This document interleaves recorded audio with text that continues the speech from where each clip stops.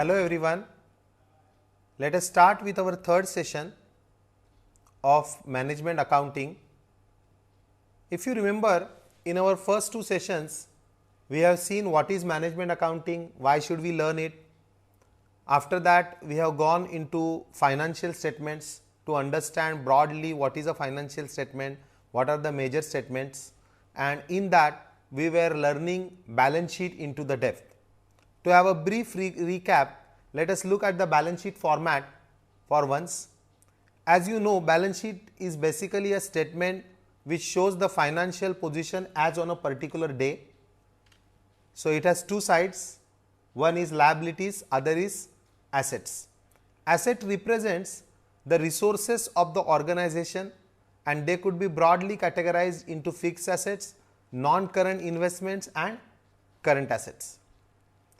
Fixed assets are the assets which are for long-term use of the organization. Non-current investment is basically money put outside our regular business. Current assets represents the day-to-day trading assets. They arise from the normal operating activities of the business. On liability side, the first item as you can see is owner's fund. As the name tells you, this is the money which owners have put in the form of capital plus the profit which is accumulated by the business. Second item is non-current liabilities. Non-current liabilities represents the loans which are taken for a long term for the activities of the business. Current liabilities are the items which arise from day-to-day business activities like outstanding salary or outstanding electricity bill and so on. We have also dealt with some of the items in little more elaboration. We will go in now starting from current liabilities. As you can see here, we had seen this format as per company law. I will not go into format now. After format, we have seen what is assets in little more in depth, the types of assets, tangible, intangible, then current assets which can be divided into monetary, non-monetary. Then we have seen what is a liability, long-term liabilities, current liabilities. Up to this we have covered. So as you can see here, current liability has two prominent examples. One is creditors, other is outstanding expenses. Now let us go into another type of current liability, that is known as provision. Now provision is a liability where the amount of it is not substantially defined with proper accuracy. For example, let us assume that we pay electricity bill every month. Now we are making balance sheet as on 31st March, but as on 31st March we have not yet received the electricity bill for the month of March. But we know that since we are consuming electricity, we have to pay something, but we do not know the amount. So what we may do is, we will take the average for last 11 months and we may make a provision for the month of March. Now here the term provision is used because I still do not know exactly the amount of bill of electricity which will come for the month of March, but based on the estimate I am trying to make some provision. In a sense, I am trying to show some liability in the balance sheet. One more example also can be in case of payment of taxes. Now what happens is, the taxes are always paid by the assessee, that is by the company, on the basis of their estimates, but the final amount of tax payable is decided by the government authorities. Hence, the tax which we calculate and for which we assume that is our liability is known as provision for tax.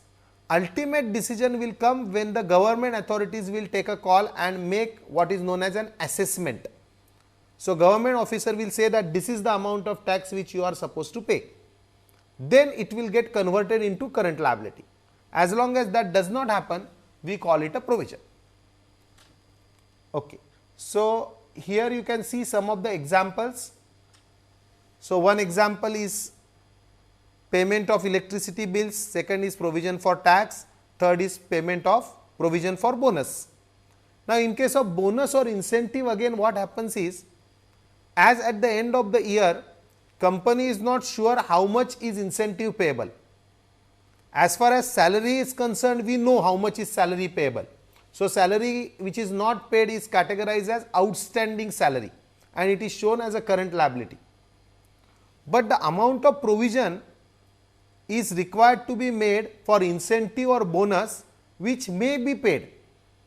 So, based on the estimates, some incentive or bonus is provided. Here again we use the term provision. Okay.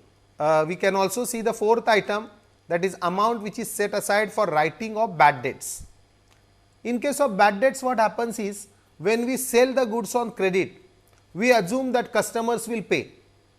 At the same time, we know that 1 or 2% of the customers may not pay us. For that 1 or 2%, we make a provision for doubtful debts or provision for bad debts. I think the concept of provision is now clear to you. Now, let us go to next liability, which is known as contingent liability. In case of contingent liability, what happens is, we do not know whether the liability will arise or not arise. So, it is not a liability in true sense. At the same time, there is a possibility that liability may arise. So, it is known as contingent liability. Can you think of an example of a contingent liability?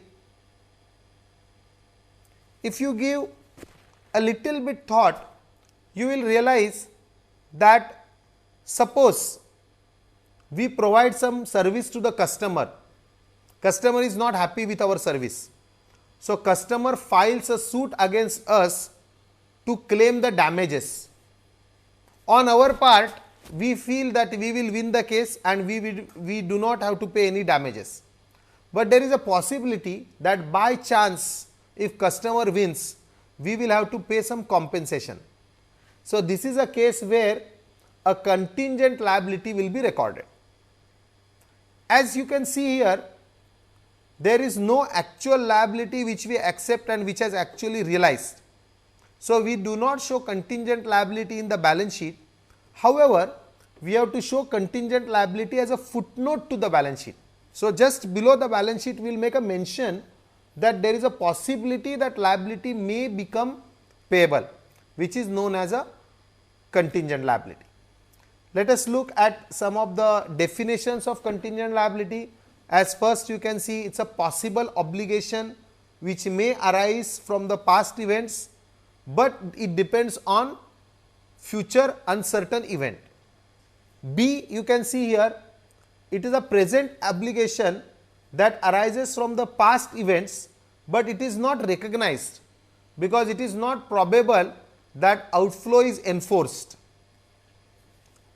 Now, a reliable estimate of the amount also cannot be made. That is also one of the reasons that we are not able to make any specific calculation for contingent liability. Now, it is required that company must give the best possible estimate. I would also like to give one more example. One example we can see is, we have already discussed, is customer filing a suit against us for recovery of some amount. Another example I can give is, suppose I have a friend, my friend wants to go for a housing loan. So, he approaches me to be the guarantor of his housing loan, and I agree and I sign the bank loan papers as a guarantor. Now, do I have any liability or any obligation? Since loan, I have not taken the loan, my friend has taken the loan, basically I do not have any liability to repay the loan. At the same time, what happens is, though I do not have any liability to repay the loan, if at all my friend defaults, then bank will come to me and from me recover the amount. So, there is a possibility that liability may arise. So, this is a situation of contingent liability. So, if my friend defaults, I may have to pay the part of the loan which is unpaid. So, such liabilities are shown by way of footnote and they are known as contingent liabilities. So, to make a comparison, let us understand the three terms once again. Suppose we have hired an employee, but we don't pay the salary at the end of the month. This is a case of outstanding salary. So, it is a current liability. Second case, we have an employee, however, we do not know how much bonus we will pay at the end of the year, but some bonus may be payable. So, we will make a provision for bonus. So, this is a second case, it is a provision. Both contingent liability and provision will be shown in the balance sheet. Third case, suppose we remain guarantor for the employee's loan. So, it is not our liability, however, if employee defaults, we will have to pay. So, this is a case of contingent liability. I hope all the three types are clear to you. Contingent liabilities are not shown in the balance sheet, they are shown as a footnote to the balance sheet. Okay. Now, let us go to the next type, that is owner's fund. As we know, we have basically two types of funds or two types of resources from which the money may come. The first is from outsiders, that is known as long term loans. The second one is the owner's fund. So, this is the money which company or the organization has to pay back to the owners, that is known as owner's fund. Owner's fund, it is also can be understood as an excess of aggregate assets of an enterprise over its aggregate liabilities. So, if you take all assets, reduce all liabilities, something extra will remain, that something extra is nothing but the owner's fund. Now, from the balance sheet items, if you look at owner's fund, it will consist of two things. One, the money which owners has put into business, that is known as capital. The second is profit which is generated by the business, it belongs to the owners. So, if it is paid back, then no problem, but if it is not paid back, it will have to be paid in future. It is known as reserves. So, owner fund consists of capital plus reserves. Fine. Let us go to the next thing now. You can write this balance sheet in the form of balance sheet equation. So, as you know, there are two sides, one is assets, other is liabilities and owner's fund, and assets should always match the sum of liabilities plus owner's fund. So, equation becomes assets equal to liability plus owner fund. You can also say owner fund is assets minus liabilities. As we have seen just now, owner's fund is also capital plus retained earnings. Now, let us try to see some of the transactions in terms of balance sheet equation.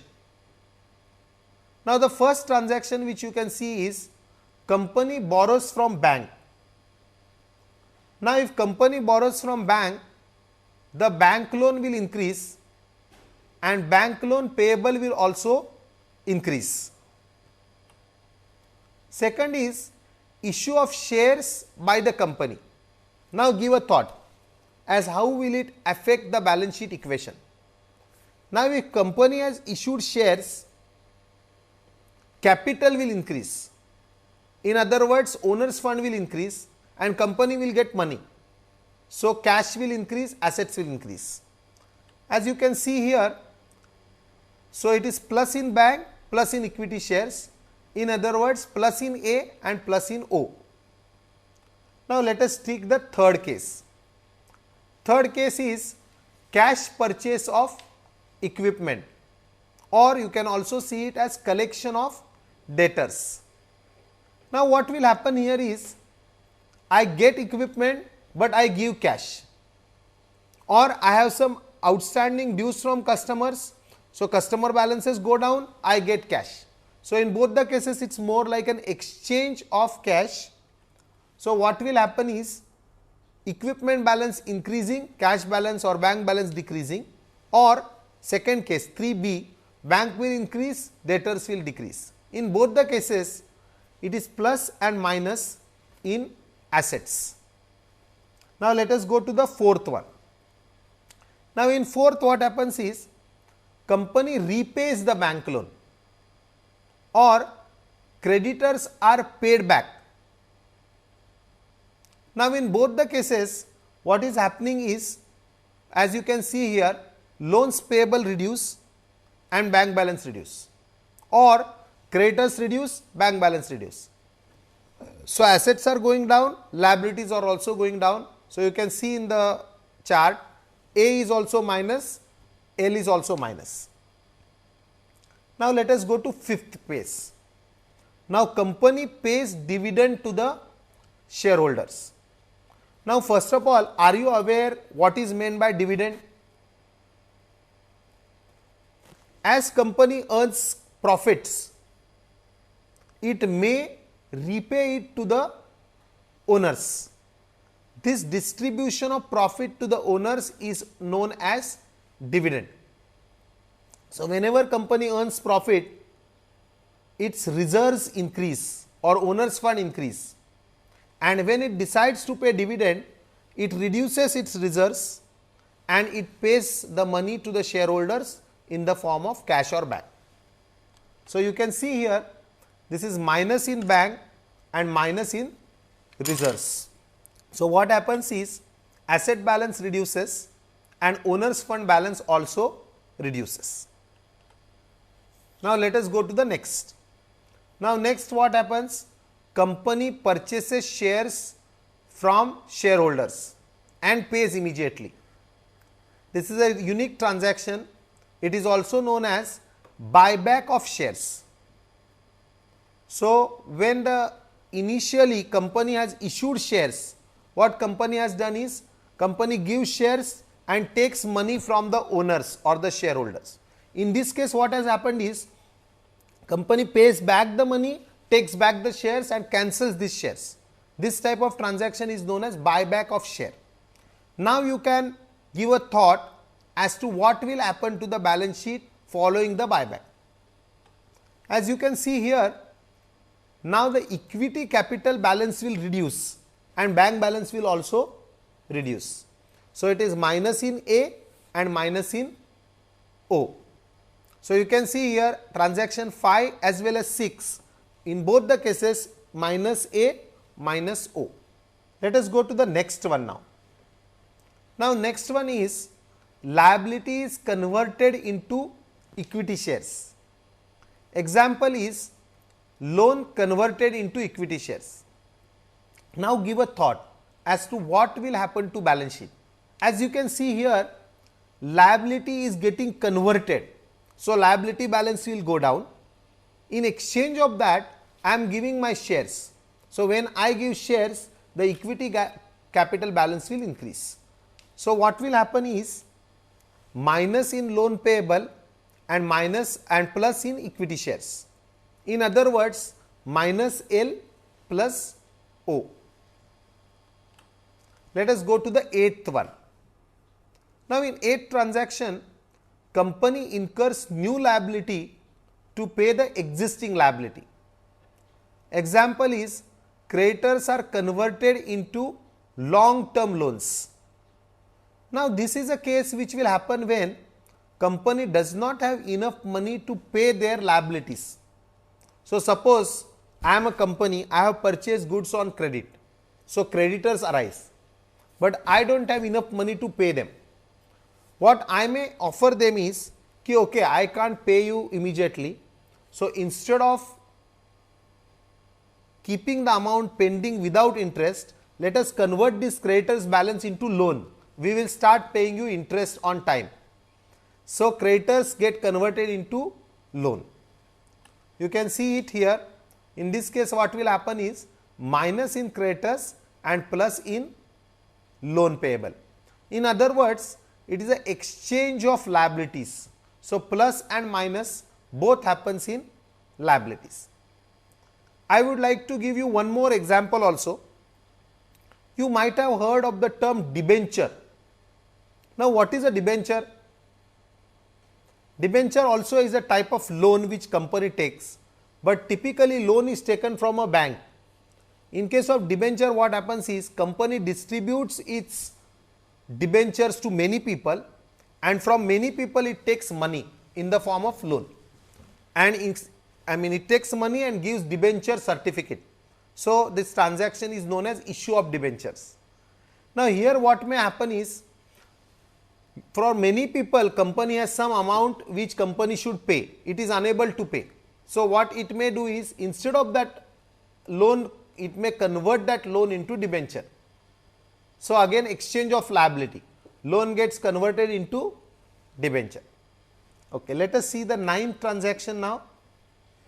In ninth transaction, what happens is, company distributes stock dividend to stockholders. Now this particular feature is also known as bonus share. I hope you have heard of bonus share. So in case of bonus shares, what happens is, if I am a company and there are many shareholders, I give them shares free of cost. So it is known as bonus share. So if I have to give my capital free of cost, so free of cost means I do not get cash and I give shares, but I give shares myself. So when I give shares myself, actually I am reducing the reserves and converting that reserves into equity capital and giving the fresh shares to the shareholders. So now you give a thought as to what will be the impact on balance sheet because of it. Will the cash balance increase or decrease? It will not be affected, because these shares are given free of cost. No asset is affected. In fact, no liability is also affected, because there is no transaction with outsiders like taking loan or giving loan. So what is happening is, as you can see here, equity capital increases and in exchange the reserves go down. So this was in brief 9 transactions which we have seen. Now after having seen these 9 important transactions, let us understand the vertical format of balance sheet. As you can see here, in the vertical format, instead of using the term liabilities and assets, liabilities, the name is now changed and it is known as sources of funds. Owner's fund is same, so your one item is owner's fund, second item is borrowed funds. Now borrowed funds may be divided into secured loan and unsecured loan, and total is known as total capital employed. So by capital employed, what we mean is the total money which a particular business is using. Money may come from 2 sources. One, it comes from owners. Second, it comes from outsiders in the form of loan. What comes from owners is known as owner's fund. What comes from outsiders in the form of loan is known as borrowed fund. This total is total sources of funds, or it is known as total capital employed. Now on the other side of balance sheet, you have got application of funds. As we were seeing in the horizontal format, here we have fixed assets, investments, but instead of current assets, here we show working capital, which is current assets minus current liability. As you might be knowing, working capital represents the day-to-day funds, the capital which is used for day-to-day activities. So it is calculated as current assets minus current liabilities, and net working capital is taken to the outer column. So here in total assets employed, your fixed assets plus investments plus total working capital, and of course total of capital employed and total of assets employed should match. Now as per company law, every company has to prepare the balance sheet in part 1 schedule 6 of Companies Act. Now let us go to one example to understand how we can make balance sheet from a very simple transaction. So you can see the example here, item number 1 I have taken. On Jan 2nd, owners invest rupees 15,000 in Shriram company to begin the business. Now what will be the balance sheet following this transaction? What we are going to do is, we will see a series of transactions and we will try to make balance sheet after each transaction. As you know, balance sheet is a cumulative statement. So, after each transaction the balance sheet will go on adding assets and liabilities. Let us go to the first transaction, which says that on Jan 2nd, owners invest 15,000 in Shriram Company to begin the business. So, second, third, fourth, I have first listed all the transactions. Now, we will see the solution for after each transaction. Now, this is how the balance sheet will look like. On Jan 2nd of year 1, on capital we have got 15,000 and bank balance is 15,000. So, the balance sheet total is exactly 15,000. Now, we will learn series of transactions. Now, second, on Jan 3rd, Shriram Company borrows 10,000 from Dhanlakshmi Bank. Now, what will be the balance sheet after this? So, company has taken loan. So, loan balance will increase by 10,000 and bank balance will also increase by 10,000. So, here you can see the balance sheet as it will happen. On the asset side, you can see bank has become 25 now. It was 15 earlier, 15 plus 10, 25. On liability side, Dhanlakshmi Bank loan, a new amount of 10,000 has come. Capital which will remain intact, it will not change and it will be 15,000. Only thing is I have used a different term now. I have used the term paid up capital. So, what it means is this is the amount of capital which owners have paid to the company. And again you can see, of course, the total of balance sheet tallies to 25,000. Now, let us go to the third transaction. Now, third transaction is on Jan 5th, Shriram Company purchases rupees 18,000 of inventory from suppliers on account. The payment will be made on Jan 8th. Now, what is meant by on account? On account indicates that this is a credit purchase. Cash purchase means I pay cash, I take goods. In case of credit purchase, I take goods, but I do not pay immediately. I just give a promise that I will pay after 3 days, 4 days, 1 month, whatever. So, in credit purchase, the question is, should we record the transaction today or it will be recorded only when the payment is made? Now, if you are following a cash system of accounting, you will record it only when the payment is made, but that is not a scientific way, because as soon as we have booked the order and received the goods, we need to record that as a liability, because we will have to pay it in future. So, you can see here how the balance sheet will show.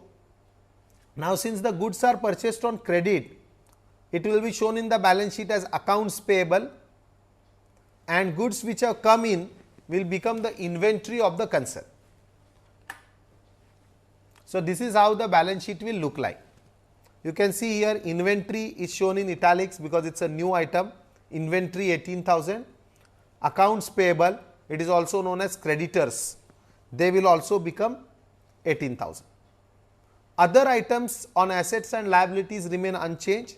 Asset side you have got bank 25,000, on liability side you have paid up capital 15 and Dhanlakshmi Bank loan 10.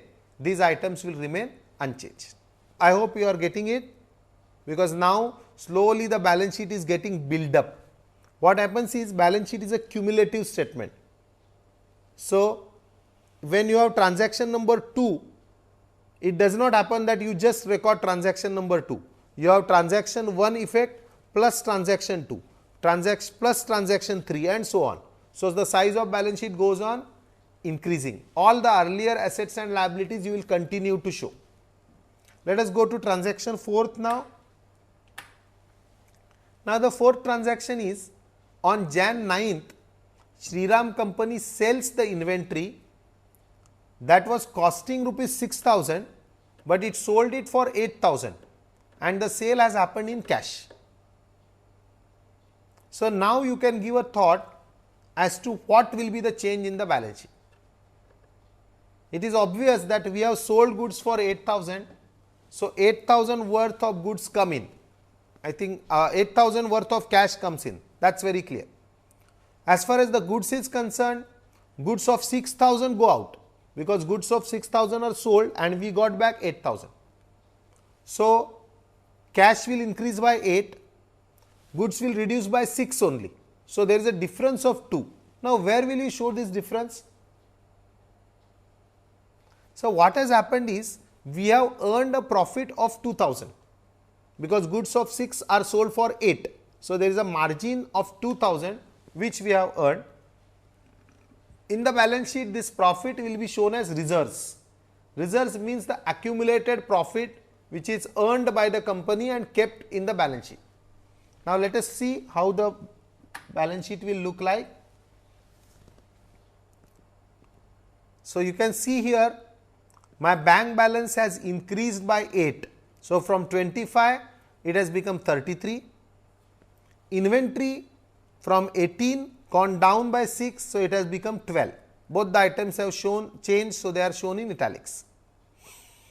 Liability side, paid up capital is same, Dhanalakshmi Bank loan is same, creditors is same, but a new liability called reserves has come, which is for 2,000. So, the total is 45. Now, a question which may arise in your mind is, why is this 2,000 shown as reserves? It is true that this 2,000 is not going to be paid to anybody outsider. It is a profit earned by the company, but this profit also should be paid back to the owners, and that is why we are showing reserves 2,000 on the liabilities. Are you getting? So, now the balance sheet tallies, which is at 45,000. Now, let us go to the fifth transaction.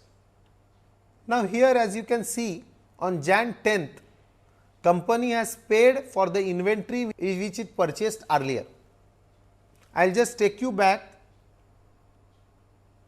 If you remember, on Jan 5th, they have purchased the inventory, that is goods, and the payment was due on Jan 8, but nothing was paid on Jan 8. So, there is no transaction on January 8. However, the amount is paid on 10th Jan. So, fifth transaction has happened on 10th Jan.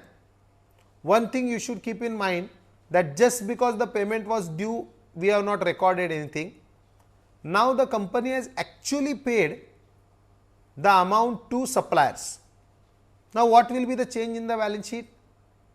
When the payment is made, of course, the bank balance will reduce and the suppliers balance will also reduce. So, both the liabilities will go down. You can see in the balance sheet now. So, bank balance has reduced by 18,000, from 33 it has become 15. There is no change in the inventory, no change in other liabilities, but creditors have become nil. So, from 18,000 now creditors have become 0, the total of balance sheet is 27. I hope now gradually you are understanding how the balance sheet is getting built up. Let us go to the sixth transaction. Now, on Jan 12th, Shriram company sells inventory that cost 5,000 for rupees 6,000 on account, and payment will be received on 31st of Jan. Now, this is a case of credit sale. It sells on account, that means it will sell the goods, the money will come later. Shall we record the transaction today, or we will record only when the money is received? As we have discussed, in case of purchase, we will not do really and proper accounting if we don't record it on Jan 12th, because what has happened is, though money is not received, we have already given the goods and we have created an asset for us, because we will receive the money in future. So, we need to record the transaction today only. Now, what has happened is, goods of 5,000 are given out for rupees 6,000. So, my inventory will reduce by 5,000 and my account receivables or debtors will increase by 6,000. So, one asset reduces, other asset is exchanged. Shall I record all the 6,000 today, or I will record only 5,000 today? Now, what happens is, entire 6,000 is going to be recovered from the customer, and I know the customer is going to pay me in future. So, there is no point in only recording 5,000, I will record the whole 6,000. So, my inventory will reduce by 5, my debtors will increase by 6, there is a difference of 1,000. Where will that go? What does that represent? That 1,000 is nothing but the profit earned, because goods of 5 are sold for 6. So, a profit of 1,000 is earned, and that profit will be added to reserves. You can see the balance sheet now. As you can see here, a new asset called debtors is created for 6,000, inventory has reduced by 5, and on reserves have increased from 2 to 3. So, total of the balance sheet is now 28,000. Let us go to the next transaction. Now, 7th transaction. This is the last day of this month. On Jan 31st, Shriram Company collects the debtors and puts it in the bank. So, now debtors are paying us the money. So, my bank balance will increase and the balance of debtor will decrease. It is a simple transaction of exchange of asset. So, you can see the balance sheet. So, now the debtors I am recording as nil, and bank balance which was 15 has become 21. The balance sheet tallies at 28,000. This is the last balance sheet. I hope you have understood that how from series of transactions you can make up a balance sheet. Shall we go to exercise 2? I hope you are very clear. Now, again I am going to show you a series of transactions, and from these transactions we will try to make the balance sheet. Let us see the transactions. Now, in the books of Messrs. Krishna Stores, Shyam and Muralidhar set up a stall known as Messrs. Krishna Bookstores in their town. On 1st Jan 2010, Shyam opened a new bank account in the name of their partnership firm and deposited 10,000 in cash. Muralidhar bought his own shop worth rupees 20,000 as a capital. So, Muralidhar brought in his shop, whereas Shyam brought in some cash, and they started with the partnership concern. Now, series of transactions are given. Next transaction is stores purchased books of rupees 75,000 and stationery of rupees 10,000 on immediate payment from SK International. So, this is a case of cash purchase. Now, let us see what will be the balance sheet at the end of first two transactions. Now, you can see here on Jan 1st, this is the very first transaction. Shyam bought in a capital of 1 lakh, Muralidhar bought in a capital of 2 lakhs. Shop premises will be shown in the books as 2 lakhs and bank balance is 1 lakh. The balance sheet tallies and it is shown at 3 lakhs. Now, the second transaction. Second transaction was a credit purchase. So, you can see here both books and stationeries are my inventory. So, now the inventory has become 85,000 and bank balance has reduced to 15,000. The balance sheet tallies at 3 lakhs. Now, on 5th Jan, see the transaction number 3. Stores supplied books of rupees 90,000 costing rupees 60,000 to Saraswati High School. School paid check of 45,000 immediately and the balance will be paid on 10th Jan.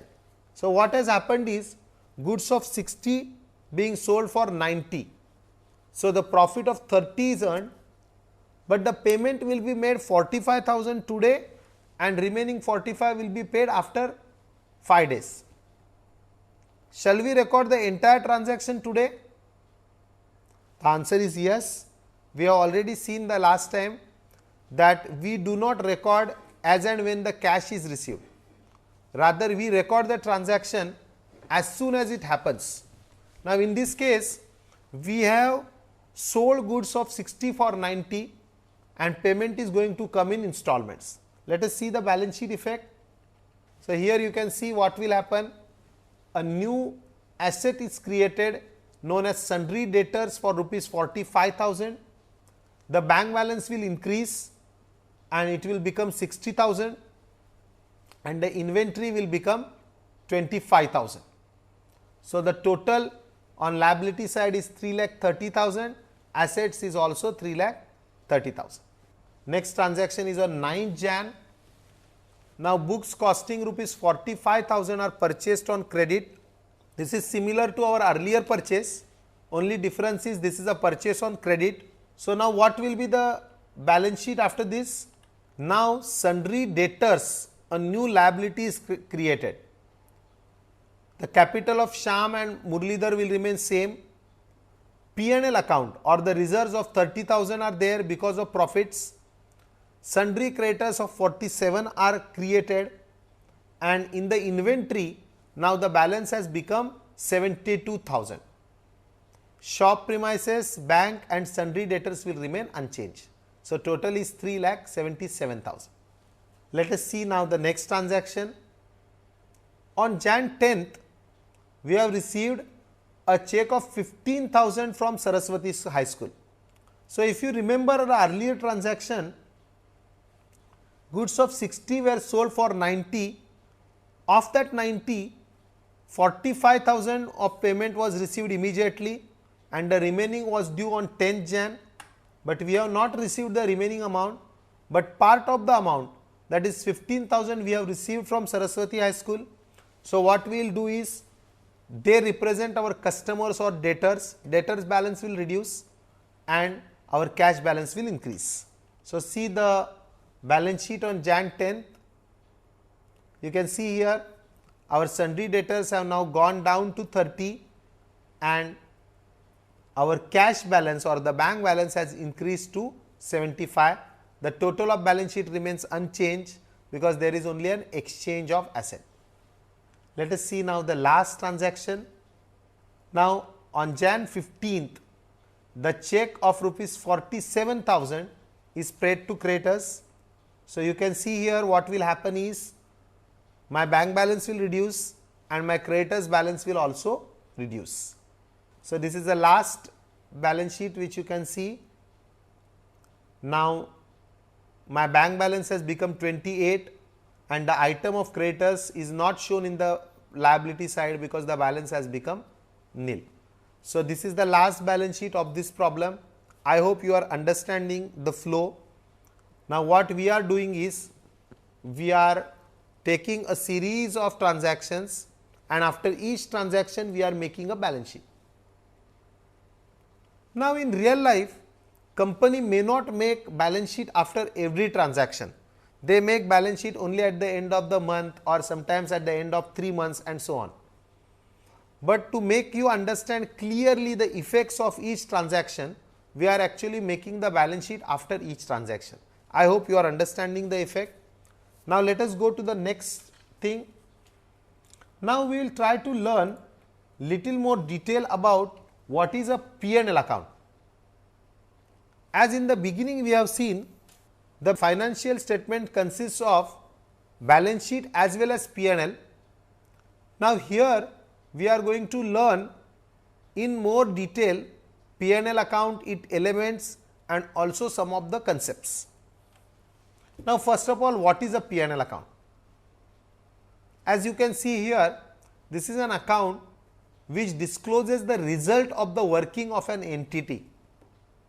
So, working of an entity may result in profit or loss and that is shown in P&L. That is why it is known as P&L account. Now, profit and loss account measures the income generated by the entity. Now, to know the profit, naturally you must know the incomes and expenses. So, we try to list down all the revenues and we also list down all the expenses. The net result is the profit or loss.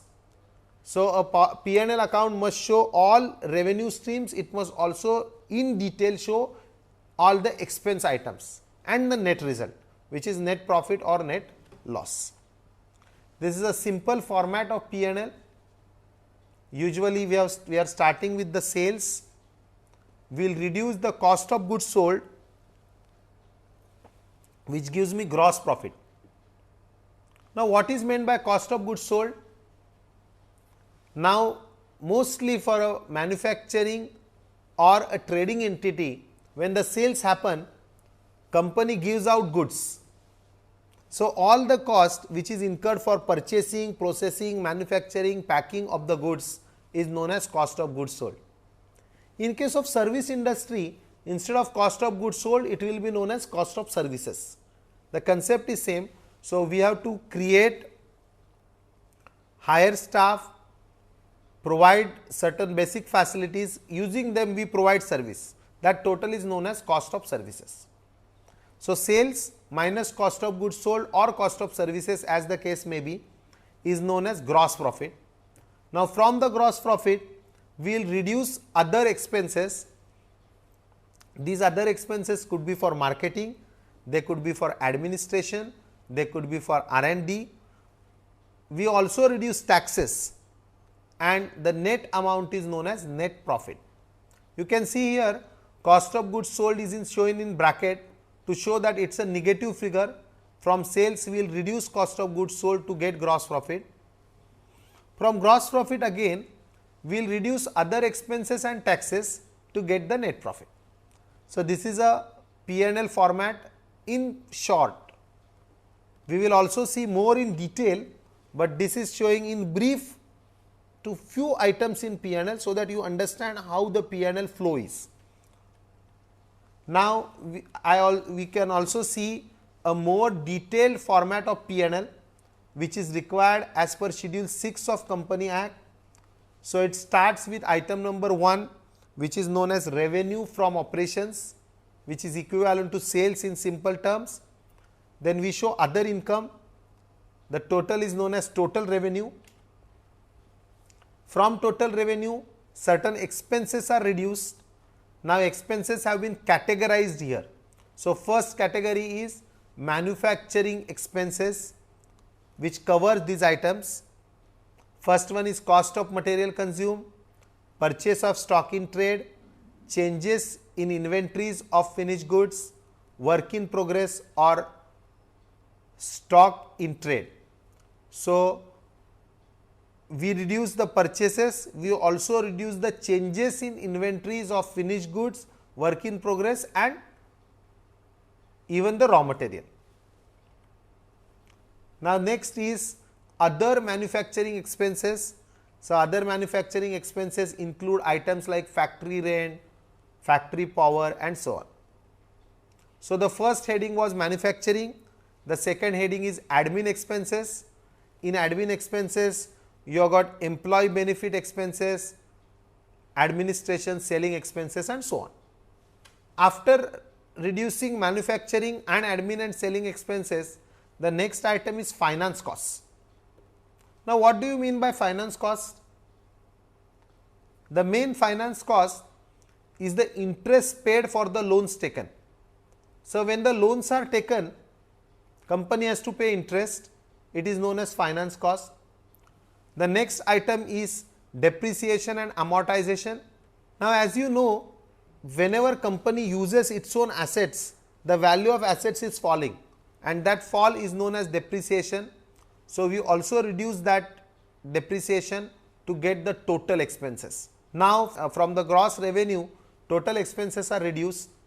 We get profit before exceptional and extraordinary items. From this, exceptional items are reduced, extraordinary items are reduced to give us profit before tax. We also reduce taxes, which gives us the final profit. We will see more in detail about P&L in next session.